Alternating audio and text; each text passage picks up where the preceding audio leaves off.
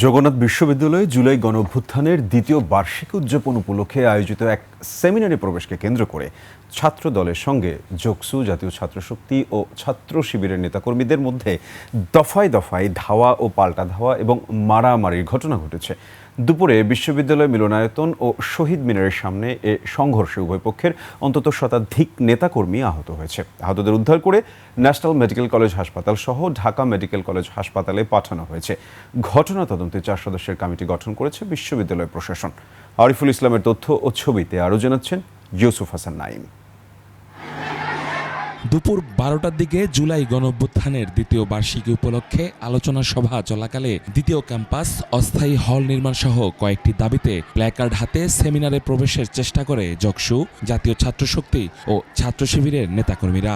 এ সময় ছাত্রদলের নেতাকর্মীরা তাদের বাধা দিলে বাকবিতণ্ডা থেকে শুরু হয় ধাক্কাধাক্কি।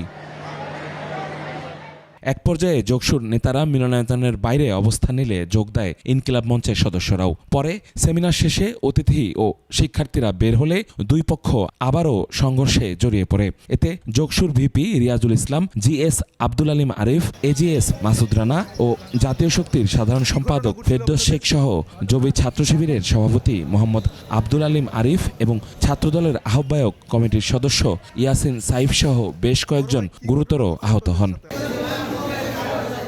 হামলার তীব্র নিন্দা জানিয়ে বিচার দাবি করেছে জোকসু ও ছাত্র শিবির নেতারা।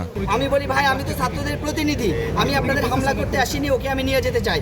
তখন হিমেলের নেতৃত্বে কয়েকজন আমাকে ধরে ফেলে এবং পিছন থেকে মুহুর্মুহু আমার মেরুদণ্ডে এবং মাথার এখানে কিল, ঘুষি এবং তারা লাথি দিতে থাকে। অন্যদিকে ছাত্রদলের পক্ষ থেকে অভিযোগ করা হয় ইউজিসি চেয়ারম্যানকে অপমানিত করার উদ্দেশ্যে অনুষ্ঠান স্থলে বিশৃঙ্খলা তৈরির চেষ্টা করছিল প্রতিপক্ষ।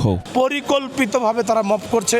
আমরা দেখেছি কিছু কিছু শিবিরের নেতৃবৃন্দ জোকসু নির্বাচন করার পরে থেকে আজকে পর্যন্ত তাদের চেহারাকেও ক্যাম্পাসে দেখে নাই। ঘটনা নিয়ে অসন্তোষ জানান বিশ্ববিদ্যালয়ের উপাচার্য।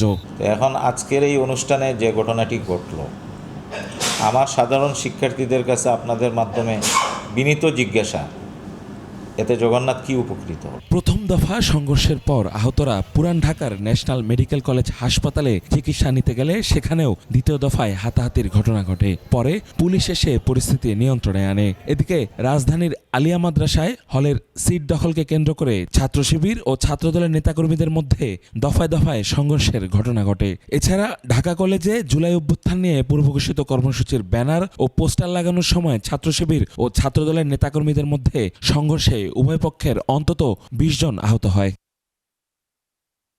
ইউসুফ হাসান নাইম, 21 টেলিভিশন।